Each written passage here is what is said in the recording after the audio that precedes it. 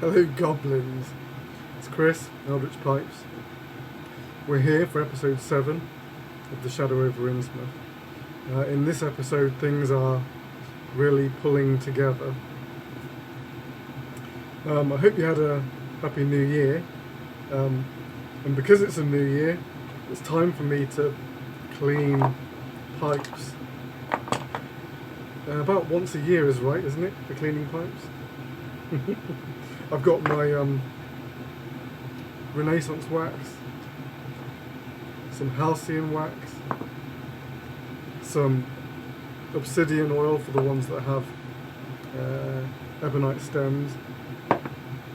So I'm going to be smoking that while cleaning these guys here. Alright, so without further ado, episode 7, Shadow over Innsmouth. BBC Sounds. Music, radio, podcasts. This podcast includes strong language. Monday the 24th of June. I know who they are. I know who's doing this, who's responsible for it. Finally, I understand what this is all about. They want me to keep quiet. They think I'm sympathetic to the cause, and they think that I'm scared of them. But I'm not. I'm not going to keep quiet. I'm going to blow the whole thing wide open. They've been lying to everyone for long enough, skulking around in the shadows. But what they're trying to do, I can't allow it. Somehow I've got to stop them. If anyone is listening to this, then I've failed. But it's not over. I've written down everything I know and I've sent it to someone I trust. That person will know what to do with it. One way or another, this is going to end. If you thought we'd forgotten about Henry Akeley's supposed evidence, you'd be partly right. Events in Paris did rather overshadow the discovery of Akeley's letters to Barbara Sayers, which we found in Mosul. I did go through the material on the plane to Paris, but having edited those episodes together, it feels like the inclusion of the Akeley papers is going to prove unwieldy. Now, though, we have some breathing space and some time to digest what's in those papers. I also have a little help. A little helper. Kennedy Fisher is back from America. Here to join the fight for toilet paper. Oh, you're being flippant. But... I'm being flippant because I've just been through a nightmare and an innocent woman got killed. And I'm not about to address that on mic because A, I don't want to go there right now, and B, I don't want to prejudice the Rhode Island police investigation. Okay, that's fair. But I would like to get to the bottom of what the hell is going on here. Yeah, that would be good. I think we should say something about how we're doing this as well. The COVID of it all? Yeah, we've both come back to the UK under conditions where we shouldn't technically have been travelling, and I don't want to set a bad example or look like we're being cavalier about what's happening. We are not being cavalier about it. I flew back on an empty plane with mask and gloves. You got on Jasper's ghost plane. Which I'm pretty sure even coronavirus doesn't know about. And I was in full PPE, courtesy of the people Jasper works with. And now we're here, and we've each self-isolated for 2 weeks, and we're now sitting in a big room with decent air circulation, and we're maintaining social distancing precautions. I think they get it. Yeah. Okay, yeah. Good. So, anyway, back in the UK, we have a lot of ground to cover, and we're going to start by going over what we already know. We're joined by Eleanor Peck. Hi. And Miss Parker. Just Parker. Who has said that she just wants to observe, but we're hoping to get her to take part at some point. And maybe start by saying hello. I'm Matthew Hayward. And I'm Kennedy Fisher. And this is The Shadow over Innsmouth.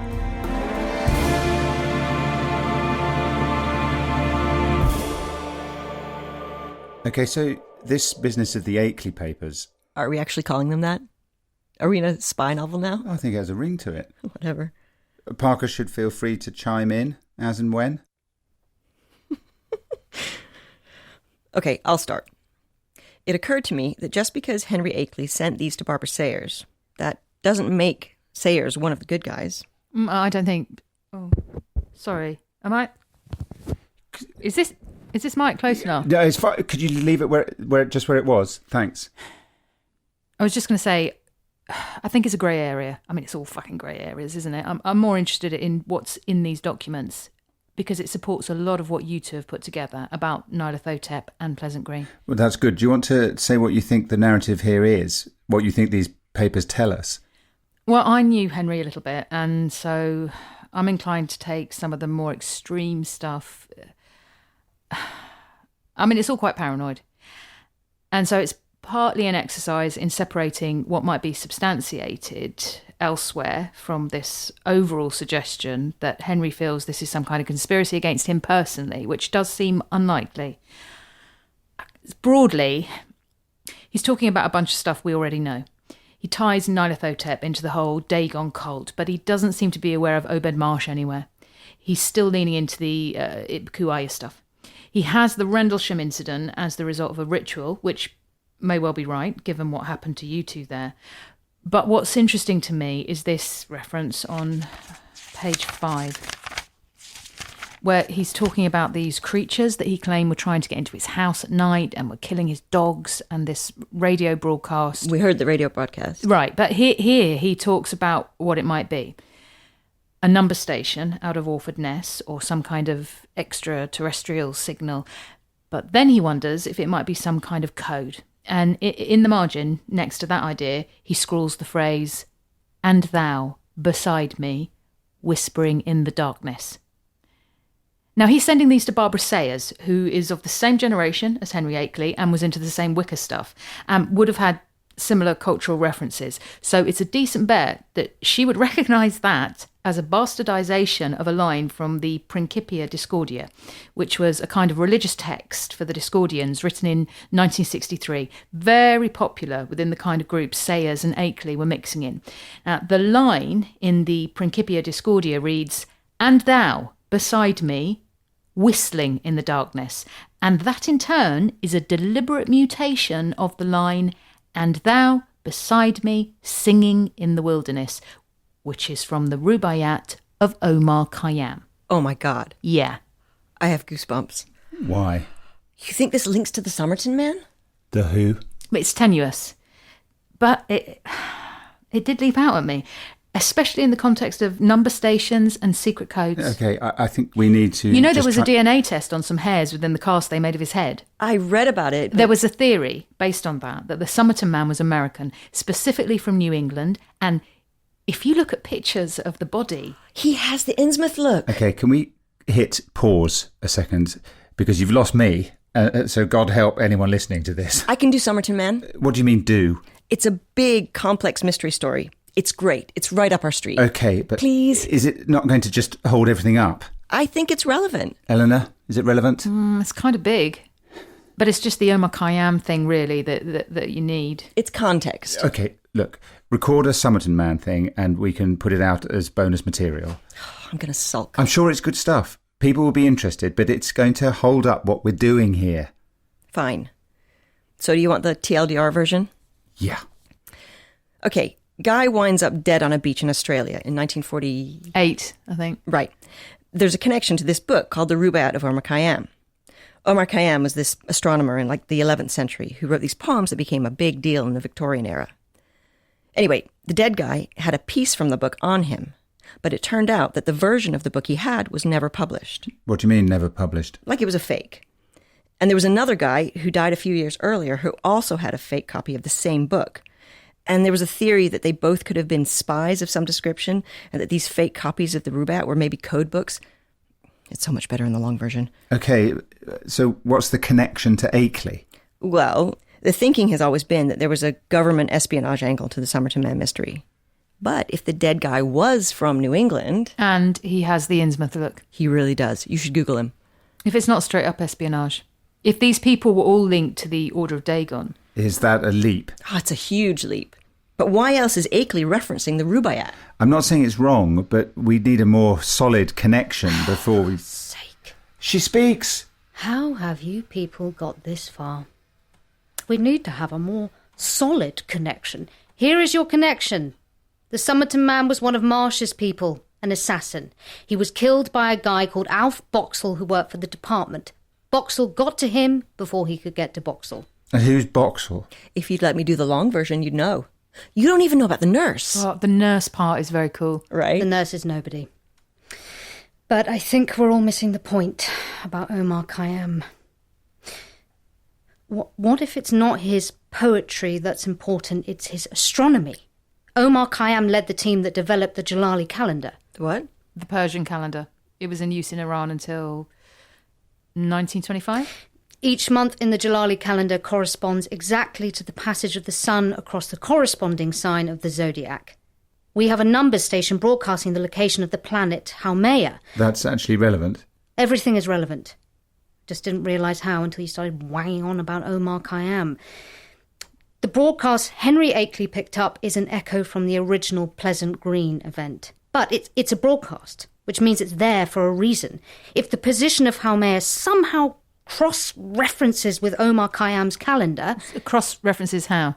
I don't know, but that Michelangelo quote can't be irrelevant either. No, you can go anywhere with Michelangelo. The ceiling of the Sistine Chapel alone has sparked hundreds of conspiracy theories about what Michelangelo was really getting at. The angel in question from the quote is likely one of the angels that's set into the Ark of St. Dominic in Bologna. St. Dominic started the Dominican order, and out of that came a number of interesting figures, not least Meister Eckhart, who was later claimed by Theosophy as one of the possible ascended masters, alongside the Count Saint-Germain, who we now think was... Obed Marsh, yes, we've all heard the monologues. My point was that you can put Michelangelo into any conspiracy theory you want, and he'll fit. It's like the Da Vinci Code. Exactly. He's relevant to everything. Which kind of makes him irrelevant. So fine, then we do the maths as they relate to Haumea and the Omar Khayyam calendar. And what are we hoping to discover? The location of Pleasant Green.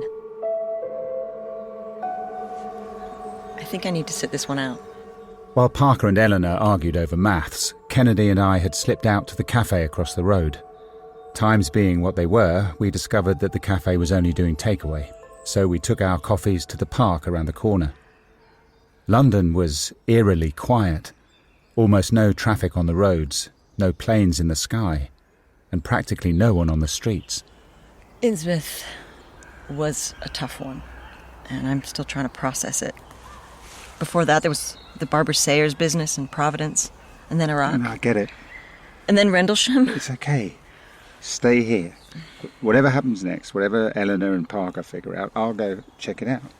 You can run it from here. There's still stuff to look into. This harlequin business.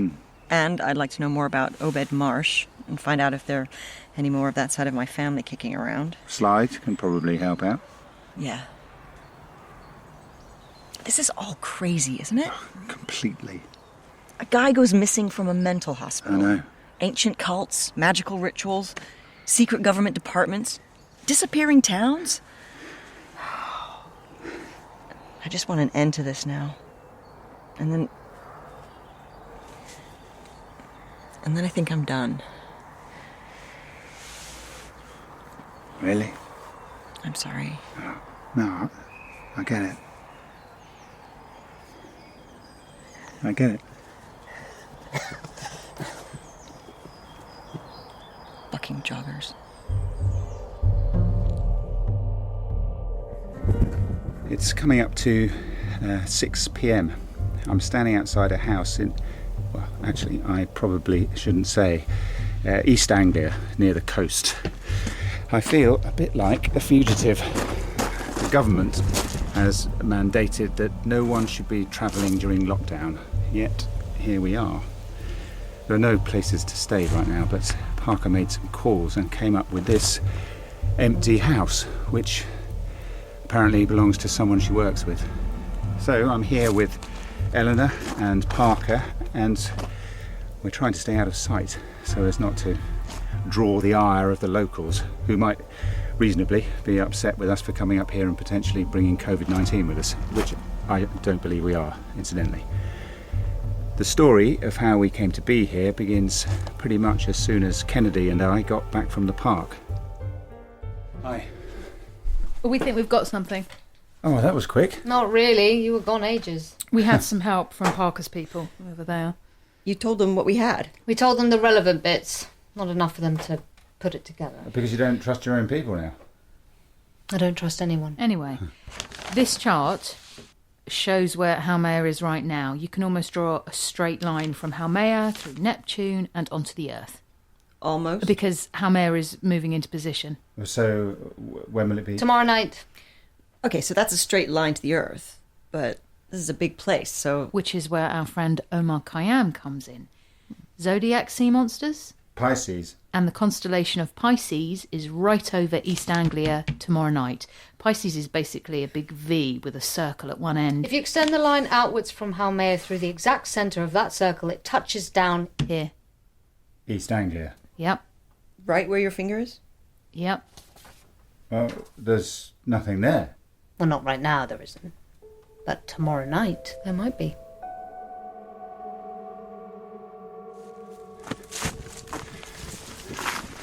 I've walked a few hundred yards from the house and off down a disused track. What I'm looking at now is miles and miles of nothing. Well, not nothing. It's an area of natural beauty. I mean, there are no buildings here, just meadows and trees and a river heading out to the sea. If Eleanor and Parker's calculations are correct, this is where the village of Pleasant Green used to stand. Supposedly, it's going to reappear here at some point later this evening. I find that very hard to believe. You're not the only one, mate. Oh, Steve, Jasper, what are you doing here? Oh, you know, thought I'd pop by, see how it's all going. But how did you find... No, actually, don't even bother answering that. Glad to see you taking this lockdown business seriously. Well, I would be, but what we're doing here is time sensitive. More than you know, mate. I've been doing some digging after our chat with your friend in Paris and that whole business in Mosul. These Dagon people are not to be trifled with, as it turns out. I think you've stepped into something you might not be wholly aware of. That seems pretty likely. The two people back at the house, how well do you know them? Well, Eleanor Peck quite well by now, and Parker is with the Department of Works, so she's a bit more of a mystery. Well, I legged it out here because one of them is more than she seems. More how? The harlequin, mate. I think one of them is the harlequin. I knew I was on the money about Haumea. I think that was a lucky guess. I want in now. You are in. I mean, I want to go there. I want to see this place. You want to watch a village materialize out of nowhere. Yeah, who doesn't? It's not going to happen. It's going to be some metaphor or something. Ah, or some kind of optical illusion caused by meteorological stuff or, like the Northern Lights. You're too cynical, Kay. Someone has to be. Okay, so what did you find out? Right, so this Marsh guy, he has a serious accounting situation happening. Shell companies within shell companies. And some of this stuff goes back a long way. This family business has been going a while, huh? So they say. I've never seen anything like it. A lot of it is inactive, but there's a ton of money sitting in accounts all over the world. And a couple of them have had recent activity. That's what we're interested in. This Marsh bloke, he's moving around. I've got plane tickets out of New York and into Paris, then Mosul, then back to Paris again. When was this? He left New York 2 weeks ago.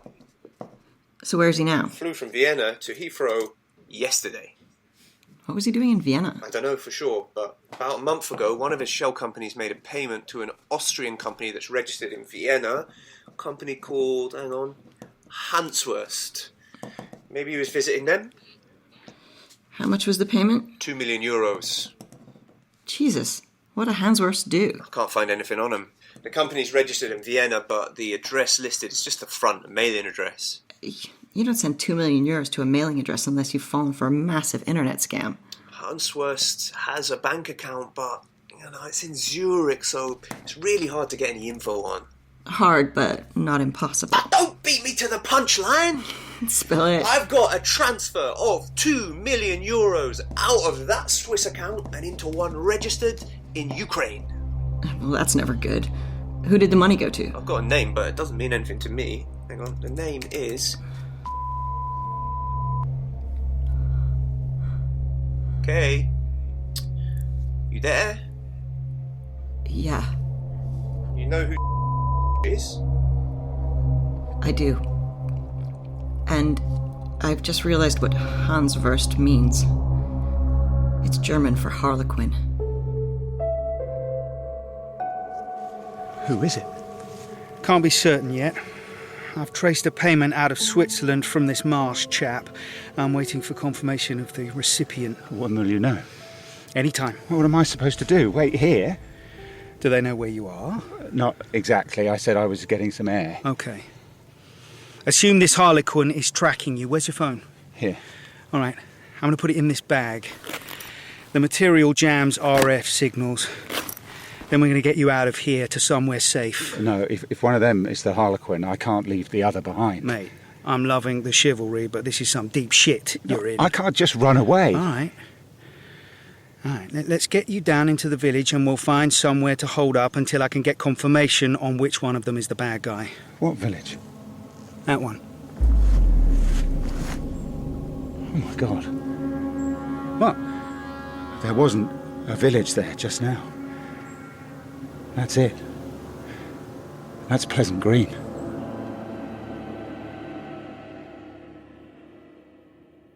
Hi, you're through to Matt Haywood. I'm not here at the moment to take your call. Hello? Eleanor, it's Kennedy. Is Matt with you? Kind of. He stepped out.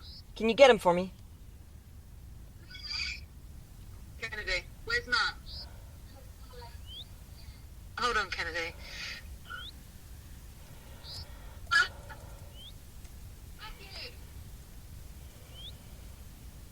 He must have gone for a wander. I can't get through to him. No, the service up here is patchy. It's just the three of you? Yeah. Has Matt heard from his friend Jasper? Not that I know of. What's going on? I'm heading up there now. Jasper is the harlequin.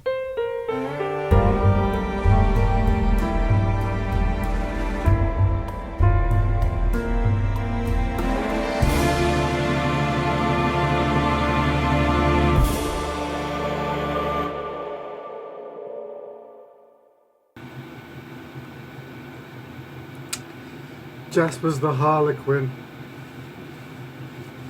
Always your close friends you got to beware of, isn't it? Well, that was chapter 7. Hope you enjoyed that. Quite pleased with the way that these buffed out. This old Peterson Paul was a little bit sorry for itself, but it's looking a little bit more lively now. I'm going to have to deal with the stem though. But I might show, do a video on getting stems back to their best self. Anyway, until next time, have a very good one, and I'll see you for the last episode next Monday. Till then, take it very easy, your loyal pipe maker.